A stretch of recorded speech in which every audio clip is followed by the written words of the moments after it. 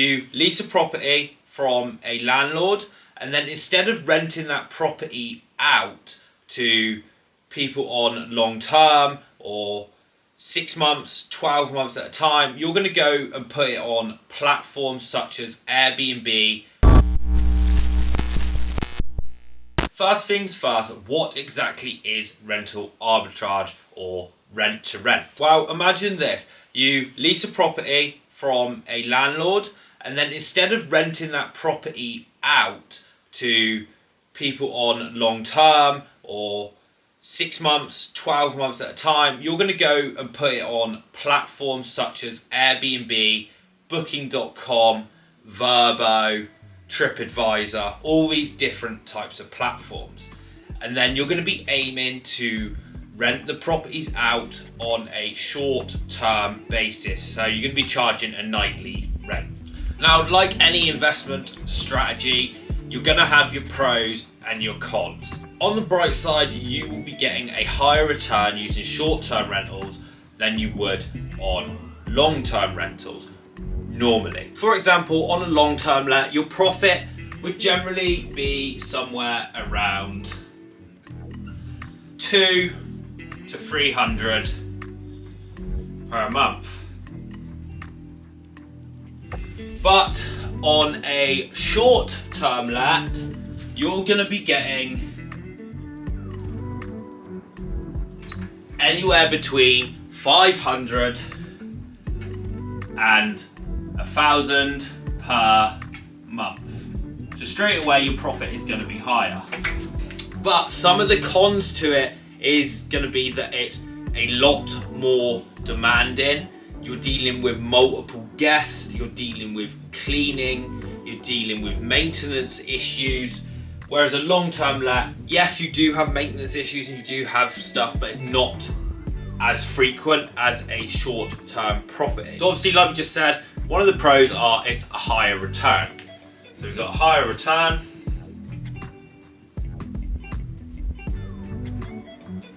Another positive, if you don't have bookings, you almost have a free holiday or free places to stay, so that you can use this to your benefit. Obviously, you don't want to be booking this up months in advance because you could be losing profit. If you get the systems in place, it can become hands-off, but at the beginning, it never will be. You have to build the correct teams, the correct maintenance teams, all these types of things. So let's talk about the cons of a short-term rental. And that could be cleaners not turning up. It's a higher time demand at the beginning until you get the systems in place, which we just explained. But other than that, a lot of it is very positive in my perspective. Maybe a little bit biased because it is what we do. But that is some of the pros and cons of short-term rental.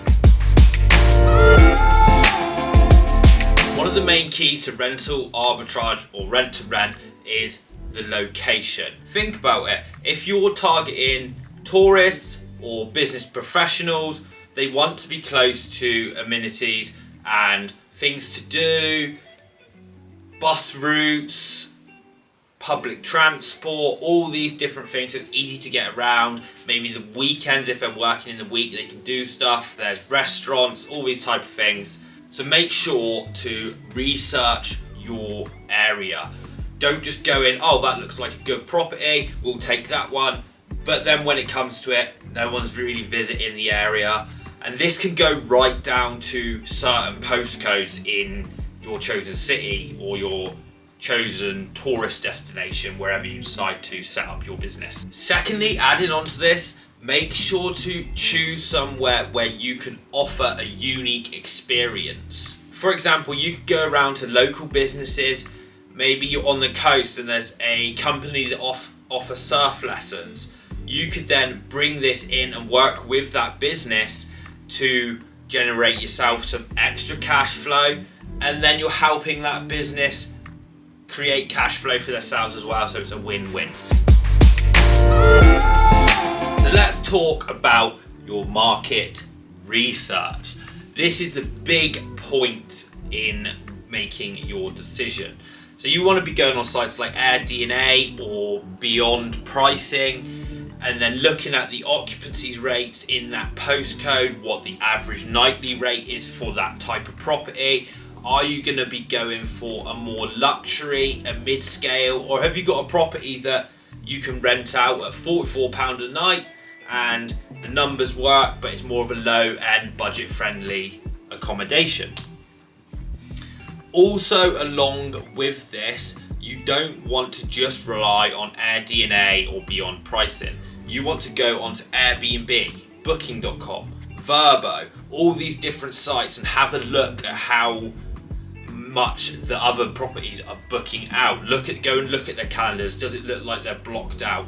Is there patterns between the properties in the different postcodes? And then this should be able to help you make your decision and if it's a worthy investment. When it comes to picking the right property, you want to start thinking like the guests. What would you look for in a short-term rental? If you went onto Airbnb and you was like, right, we're going away, would you be looking for a cozy atmosphere? Would you be looking for a convenient location? Also, consider looking at properties which have multiple bedrooms. This is going to attract groups, families, and if you're going down that business market, then you can target contractors, and they generally like, say, 4 bedrooms, but they want their own room. So having multiple rooms, you're going to be able to get, again, a higher return by charging per person per night.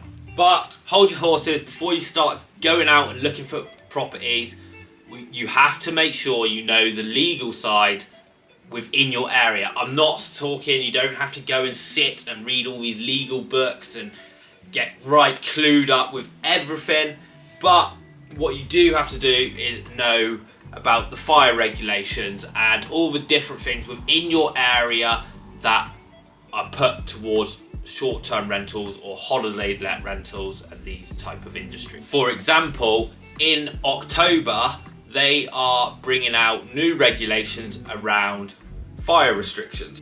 And this is heading more towards the same as HMOs with your fire doors and your fire systems that are in, or fire safety systems, should I say, that's within the property. You also want to keep an eye out on permits. Some areas require permits. If you're within London, then look out for the 90-day rule. Some areas may have tourist tax. The property that we're managing over in France, there is a tourist tax per person per night, so look into this as well.